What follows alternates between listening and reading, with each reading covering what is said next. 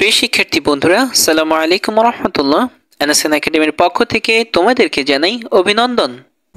এখন আমরা আলোচনা করব তোমাদের বিজ্ঞান বইয়ের 103 পৃষ্ঠা নিয়ে। তো চলো বন্ধুরা, আমরা শুরু করি। 103 পৃষ্ঠার মধ্যে কি বলা হয়েছে। এখানে আমরা দেখতে পাচ্ছি যে 102 পৃষ্ঠার একটা অংশ, এই যে 102 পৃষ্ঠার একটা অংশ এখানে 103 পৃষ্ঠার মধ্যে দেওয়া হয়েছে। তো এই খালি জায়গাটা যেটা, এটা হচ্ছে যে 102 পৃষ্ঠার এই আনসারটা লেখার জন্য। আর হচ্ছে যে আমাদের মূল কাজটা হচ্ছে যে এখানে। তো এখানে এবার বলা হয়েছে যে এবার একটু ভেবে দেখো, ঢালটা ঠিক কতটুকু বাঁকা হলে ভারী বস্তু সবচেয়ে সহজে ওঠানো যাচ্ছে। বোঝার সুবিধার জন্য কয়েকটা রাবার ব্যান্ড জোগাড় করে নাও। ভারী বস্তুটিকে টেনে তোলার সময় রাবার ব্যান্ড দিয়ে বেঁধে নাও। এবার বই কমিয়ে বাড়িয়ে ডালের উচ্চতা কম বেশি করে দেখো ডালটা কত ডিগ্রি কোণে রাখলে সবচেয়ে সহজ হয়। রাবার ব্যান্ডগুলো সবচেয়ে কম প্রসারিত হলে বুঝবে সবচেয়ে কম টান পড়ছে। আচ্ছা, এরপরে বলা হয়েছে যে চাঁদা দিয়ে ডালের কোণ মেপে এখানে লিখে রাখো। একটা চাঁদা দিয়ে ডালের কোণটা মাপার জন্য বলা হয়েছে। এরপরে হচ্ছে যে ডাল এবড়ো খেবড়ো হলে কি কষ্ট কম হতো নাকি বেশি হতো। তার মানে এখানে একটা প্রশ্ন করা হয়েছে, তারপর হচ্ছে যে আর এখানে একটি কাজ দেওয়া হয়েছে। এখানে দুইটি উত্তর দিতে হবে, এখানে একটি আর হচ্ছে যে এখানে একটি। তো এটা হচ্ছে যে আমরা উত্তরগুলো দিব, তার আগে আমরা ইনস্ট্রাকশনগুলো পড়ে নিচ্ছি। এখানে বলা হয়েছে যে দেখলে তো, যে কোনো জিনিস সরাসরি উপরের দিকে টেনে তোলার চেয়ে ডাল বেয়ে গড়িয়ে আনলে কষ্ট কম হয়। আমাদের প্রতিদিনের জীবনে বিভিন্ন ক্ষেত্রে এই ডাল বা হেলানো তলের ব্যবহার আছে। এর বাইরেও আমরা এমন অনেক সহজ সরল যন্ত্র কৌশল ব্যবহার করি যা আমাদের কাজকে সহজ করে।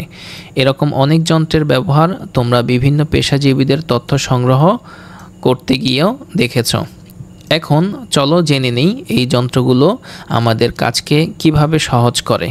আচ্ছা, এই হচ্ছে যে একটা ইনস্ট্রাকশন। তারপর আরেকটা ইনস্ট্রাকশন হচ্ছে যে তোমার বিজ্ঞান অনুসন্ধানী পাঠ বইয়ের নবম অধ্যায় 9.2 অংশ থেকে সরল যন্ত্র বিষয়ে ভালো করে পড়ে নাও। সরল যন্ত্রের বৈশিষ্ট্যগুলো কি বুঝতে পারছো? ক্লাসের বাকিদের সাথে আলোচনা করে নাও। তার মানে হচ্ছে তোমার অনুসন্ধানী বই, বিজ্ঞান অনুসন্ধানী বইয়ের নবম অধ্যায়ের 9.2 পাঠের মধ্যে সরল যন্ত্র নিয়ে বিশদভাবে আলোচনা করা হয়েছে। আচ্ছা, এরপরে বলা হয়েছে যে এবার দেখার পালা, আমরা এতক্ষণ যেসব যন্ত্র বা কৌশল নিয়ে আলাপ করলাম সেগুলো কোন ধরনের সরল যন্ত্রের মধ্যে পড়ে। সেই জন্য আগামী সেশনের আগেই বাসা থেকে অনুসন্ধানী পাঠে যেই 6 ধরনের সরল যন্ত্রের কথা উল্লেখ করা হয়েছে সেগুলো সম্পর্কে পড়ে এসো। আচ্ছা, এরপরে দেওয়া হয়েছে যে তৃতীয় সেশন। এখানে বলা হয়েছে যে বাসা থেকে বিভিন্ন ধরনের সরল যন্ত্র সম্পর্কে জেনে এসেছো নিশ্চয়ই। এবার জোড়ায় বসে অনুসন্ধানী পাঠ বই থেকে যে সব সরল যন্ত্রের কথা জেনেছো সেগুলো আলোচনা করে আরেকবার ঝালাই করে নাও। এরপরে বলা হয়েছে যে এবার ভেবে দেখো তোমাদের প্রতিদিনের জীবনে কি এই বিভিন্ন ধরনের সরল যন্ত্র কেন। আচ্ছা, এটা হচ্ছে যে এই অংশটুকু হচ্ছে যে 104 পৃষ্ঠার সাথে, এটা আমরা 104 পৃষ্ঠার সময় পড়বো।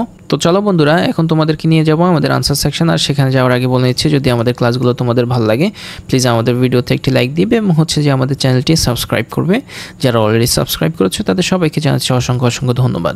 এই হচ্ছে ষষ্ঠ শ্রেণী বিজ্ঞান বই 103 পৃষ্ঠার সমাধান।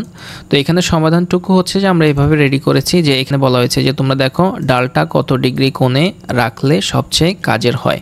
তো আমরা এখানে দিয়েছি যে 5 ডিগ্রি কোণে রাখলে সবচেয়ে কাজের হয়। ডালটা 5 ডিগ্রি কোণে রাখলে সবচেয়ে কাজের হয়। তোমাদের যদি জায়গা বেশি থাকে তোমরা এখানে ডালটা লিখে দিবে, ডালটা 5 ডিগ্রি কোণে রাখলে সবচেয়ে কাজের হয়। এরপর এখানে বলা হয়েছে ডাল এবড়ো খেবড়ো হলে কি কষ্ট কম হতো নাকি বেশি হতো এবং কেন। তো আমরা এখানে দিয়েছি হচ্ছে যে কষ্ট বেশি হতো। আর কেন এই জিনিসটা হচ্ছে যে এখানে বিস্তারিত লেখা যায়নি যেহেতু জায়গা কম। আর তোমরা যারা খাতায় লিখো তারা হচ্ছে এই জিনিসটা বিস্তারিত লিখে নেবে, আর যারা বইতে লিখো আমরা তাদের জন্য এটা এভাবে রেডি করেছি। সো হচ্ছে যে এটি ছিল হচ্ছে তোমাদের 103 পৃষ্ঠার সমাধান। আশা করি তোমরা বুঝতে পেরেছো। আমাদের সঙ্গে থাকার জন্য অসংখ্য ধন্যবাদ।